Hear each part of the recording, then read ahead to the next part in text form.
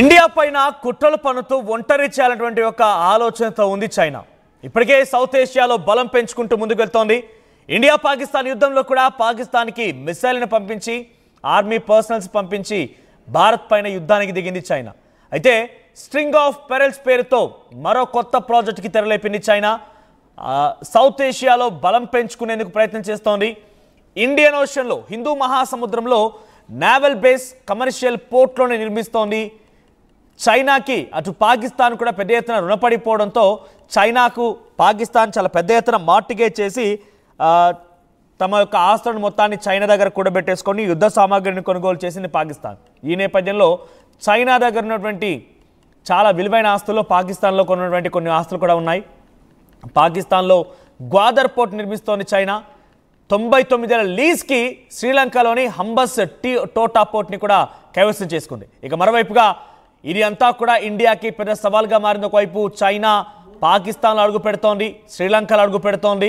So ఈ రకంగా ప్రతి చోట కూడా చైనా తన స్థావరాలను ఏర్పాటు చేసుకుంటోంది.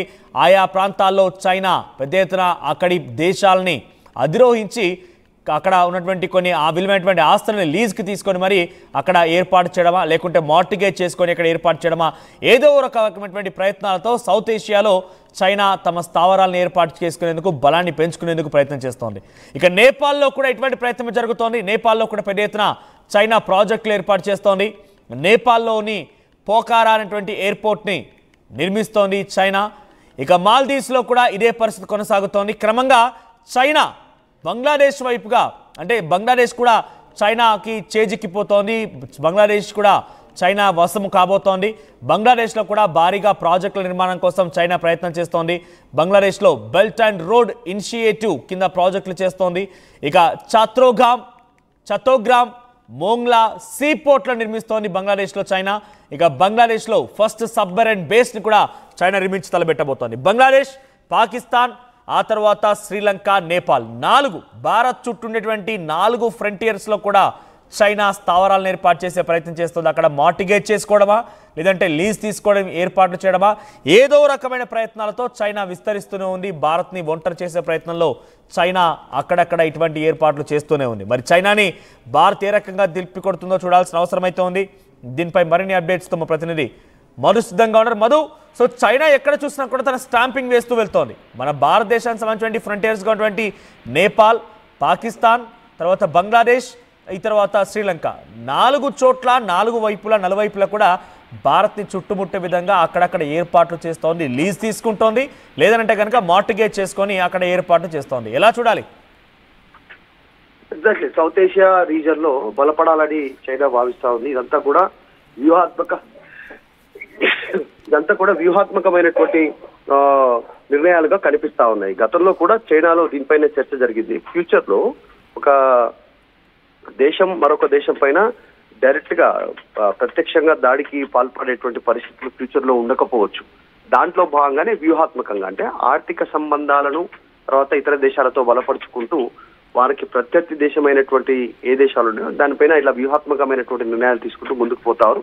దాంట్లో భాగంగానే ఈ చైనా బలోపేతం చేసే దిశగా ముందుకు వెళ్తున్నట్టుగా తెలుస్తా ఉంది. చాలా స్పష్టంగా ఇది మనకు పక్కనే ఉన్నటువంటి పాకిస్తాన్ కానీ, చైనా కానీ, బంగ్లాదేశ్ కానీ, శ్రీలంక కానీ, మనం చెప్పాము ఇంతకుముందుకి. ఇప్పుడు హిందూ మహాసముద్రంలో చైనా తీసుకుంటున్నటువంటి నిర్ణయాలు అత్యంత వ్యూహాత్మకంగా, చాలా కీలకంగా కూడా ఫ్యూచర్ లో మనకు కాస్త ప్రమాదకరంగా కూడా పరిగణించేటువంటి అవకాశం ఉంది.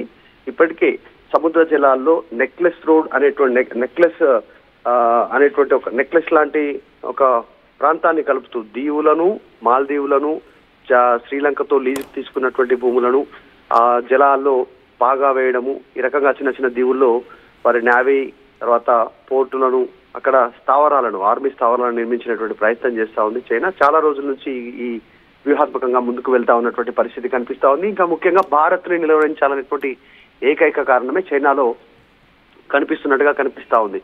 ఫ్యూచర్ లో చైనాకు అత్యంత పోటీదారుగా భారత్ ఉండే అవకాశం ఉంది. జనాభా పరంగా, ఉత్పత్తి పరంగా, మేధా సంపత్తి పరంగా కానీ ప్రపంచ దేశాలను ఒక తాటిపైకి తెచ్చేటువంటి విధంగా భారత్ ప్రయత్నిస్తుంది కాబట్టి దీన్ని అడ్డుకునేటువంటి పోటీలో కూడా భారత్ తో మనం ఎట్టి పరిస్థితుల్లో పోల్చలేం. భారత్ ఏమో చాలా వ్యూహాత్మకంగా డిప్లొమాటిక్ గా దౌత్యపరమైనటువంటి సంబంధాలు కొనసాగిస్తూ ఆయా దేశాల్లో వెళ్తోంది, ఆయా దేశాల్లో ఉత్పత్తులను కొనసాగిస్తుంది, ట్రేడ్ను కొనసాగిస్తుంది. కానీ చైనా అటు పాకిస్తాన్ రెచ్చగొట్టి పాకిస్తాన్ విలువైనటువంటి ఆ విషయాలని చేజిక్కించుకుంది, మార్టిగేజ్ చేసుకుంది, నేపాల్లో ఆ రకంగానే చేసుకుంది. బంగ్లాదేశ్ కూడా ఏదో రకమైనటువంటి ఒక ఐడియాలజికల్గా సైకలాజికల్గా వార్ఫేర్ తెరలేపి బంగ్లాదేశ్ కూడా కైవసం చేసుకుంది.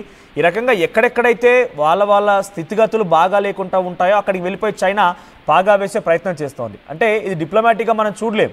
ఇది భారత్ని ఒంటరి చేసే ప్రక్రియ అనుకోవాలా, వాళ్ళు విస్తరించేటువంటి పనిలో వాళ్ళు జనరల్గా చేస్తున్న యాక్టివిటీ అనుకోవాలా? మొత్తం స్ట్రింగ్ ఆఫ్ పెరల్స్ అనేటువంటి ఏతుందో ఇందాక అదే డైమండ్ నెక్లెస్ అని, తర్వాత నెక్లెస్ సంబంధించినటువంటి వ్యూహం అని, స్ట్రింగ్ ఆఫ్ పెరల్స్, దీన్ని 3 పేర్లతో పిలుస్తారు. ఇదే అత్యంత కీలకం కాబోతా ఉంది. హిందూ మహాసముద్రంలో ఈ నావికా పరంగా అంటే నౌకా పరంగా చాలా పెద్ద ఎత్తున బలోపేతం చేయాలనేటువంటి ఆలోచన చేస్తున్నారు. అక్కడక్కడ వాళ్ళ ఆర్మీని డిప్లాయ్ చేసి బలోపేతం చేస్తూ ముందుకు వెళ్తా ఉన్నారు. ఫ్యూచర్ లో నౌకా పరంగా, నౌకాయాన పరంగా, సముద్ర మార్గాన మనకి ఏదైనా ట్రాన్స్పోర్ట్ రావాలన్నా, ఎగుమతులు రావాలన్నా, మనం ఏదైనా దిగుమతులు చేసుకోవాలన్నా వీళ్ళు నిలుపుదల చేయగలిగేటువంటి శక్తి ఉంటుంది. దాంతో పాటు దూరం పెంచే అవకాశం కూడా ఉంది. దాంతో మన పైన భారం పడే అవకాశం ఉంటుంది భారత్ పైన. ఇలా చాలా వ్యూహాత్మకంగా ముందుకు వెళ్తా ఉన్నారు. దీంట్లో భాగంగానే పాకిస్తాన్ లో, శ్రీలంకలో, తర్వాత బంగ్లాదేశ్ లో, నేపాల్లో, ఈ దేశాల్లో డబ్బులు వెదజల్లుతూ ఆయా ప్రాంతాల్లో భూములు లీజుకు తీసుకుంటున్నారు. మనం చెప్పాం గతంలో కూడా, శ్రీలంకలో ఈ యొక్క పోర్టును వాళ్ళు లీజుకు తీసుకుంటున్న సందర్భం మొత్తం 99 సంవత్సరాలు. ఇది అత్యంత కీలకం. శ్రీలంక పక్కనే ఉంటుంది, మనకు సముద్రంలో ఉంటుంది.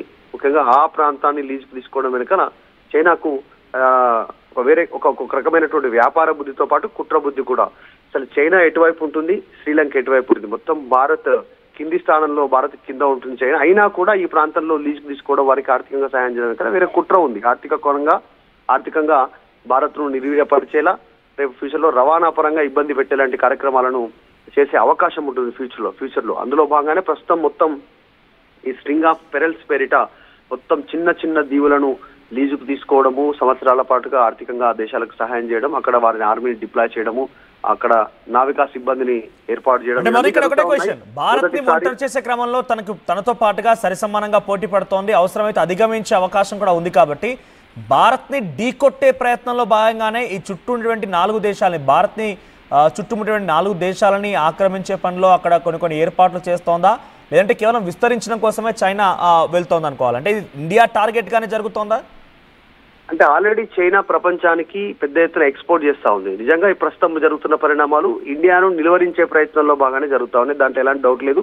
కేవలం ఇప్పుడు పాకిస్తాన్ లో 1 బెల్ట్ 1 రోడ్ అనేటువంటిది, తర్వాత ఎకనామిక్ కి సంబంధించినటువంటి కారిడార్ అనేటువంటిది, తర్వాత అక్కడ పోర్టులను తీసుకోవడము, సింధు ప్రాంతంలో, తర్వాత బలూచిస్తాన్ ప్రాంతంలో భూభాగాన్ని ఆక్రమించడం, పిఓకే ఆక్యుపైడ్ కాశ్మీర్ లో సిఓకేగా కొంత భాగాన్ని పాకిస్తాన్ నుంచి డబ్బులకు కొనుగోలు చేయడము, వారికి డబ్బాశ చూపించి సిఓకేగా చైనా ఆక్యుపైడ్ కాశ్మీర్ గా మారినటువంటి పరిస్థితి. ఇటు బంగ్లాదేశ్ తో ఒప్పందం రీసెంట్ గా $2 బిలియన్ సంబంధించిన ఒప్పందం యూనిస్ తో. ఇలా చాలా వ్యూహాత్మకంగా అంటే భారత్ ను ఇరకాటంలో పెట్టేలాగా ఫ్యూచర్ లో పక్కలో బలాలను తయారు చేస్తా ఉన్నారు అన్ని రకాలుగా కూడా. చైనా చేస్తున్న వ్యవహారానికి మొన్న శ్రీలంక వైఖరి కాస్త మారింది. శ్రీలంకతో మన సత్సంబంధాలు పెరుగుతున్న పరిస్థితి ప్రస్తుతం ఉన్నటువంటి సిచ్యువేషన్ లో. కానీ ముందుగానే ఆ ప్రాంతాన్ని లీజుకు తీసుకోవడం లీగల్ గా అనేటువంటిది ఫ్యూచర్ లో మనకు ఇబ్బంది పెట్టే కార్యక్రమాలే. చైనా ఆర్థికంగా ఎదుగుతూనే మనల్ని ఆర్థికంగా అనగదొక్కే కార్యక్రమాలు జరుస్తున్నట్టుగా కనిపిస్తా ఉంది. ఎందుకంటే అమెరికాకి అత్యంత ఎక్కువ ఎక్స్పోర్ట్స్ చేస్తున్నటువంటి దేశం ఏదైనా ఉందంటే చైనా. ఈరోజు పేరుకే అగ్రదేశం అమెరికా అయినా చైనా ప్రోడక్ట్సే అమెరికా ఎగుమతులు అవుతున్నాయి. భారత్ లో కూడా చైనా ప్రోడక్ట్స్ ఎగుమతులు అవుతున్నాయి. సో ప్రపంచం మొత్తం ఎక్స్పోర్ట్ చేస్తా ఉన్నారు. ఇంకా ఫ్యూచర్ లో దాన్ని పెంచే విధంగా, మన రవాణాను అడ్డుకునేటువంటి విధంగా స్ట్రింగ్ ఆఫ్ పెరల్స్ పేరిట కొన్ని దీవులను ఆక్రమించడం, నిర్మాణాలు చేసుకోవడం, ఆర్మీని డిప్లాయ్ చేయడం అక్కడ బలోపేతం అవుతున్నట్టు కనిపిస్తా ఉంది. అది కూడా చాలా సుదీర్ఘ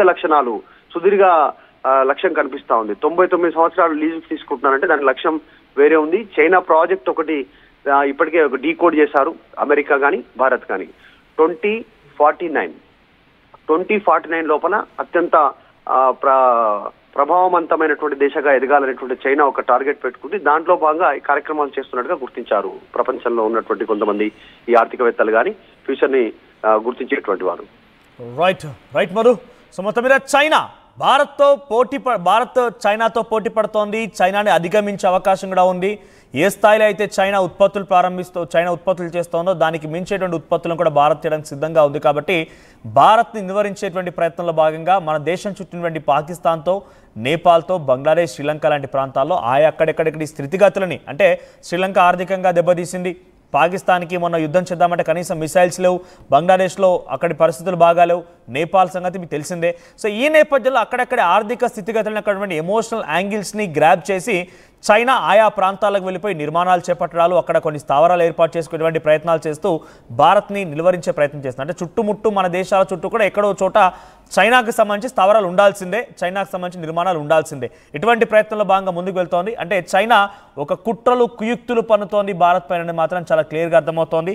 సో ఎంత నిలువరించే ప్రయత్నం చేసినా కూడా డెఫినెట్గా భారత్ కంటూ ప్రత్యేకమైనటువంటి ధైర్యం ఉంది. భారత్కి ప్రజలే భారతదేశానికి ధైర్యం. సో అది ఇక్కడ మనం చెప్తూ ఉంటాం, దేశం అంటే మట్టి కాదు, దేశం అంటే మనుషులు. ఎస్, భారతదేశానికి ఇక్కడ దేశపు ప్రజలే ఒక భరోసా, ఒక ధైర్యం అన్నీ కూడా. సో డెఫినెట్గా ఎవరో నిలువరించేటువంటి విధంగా భారత్ ఏమి ఉండదు, కానీ కొంత అలర్ట్గా ఉండాల్సిన అవసరం అయితే ఉంది. షుగర్ పేషెంట్స్ చపాతీ రోటీ కాకుండా సంతృప్తిగా రైస్ కూడా తినవచ్చు. Doctor rice, sugar free rice, doctor rice, diabetic rice, sugar పెంచని బియ్యం, డాక్టర్ రైస్.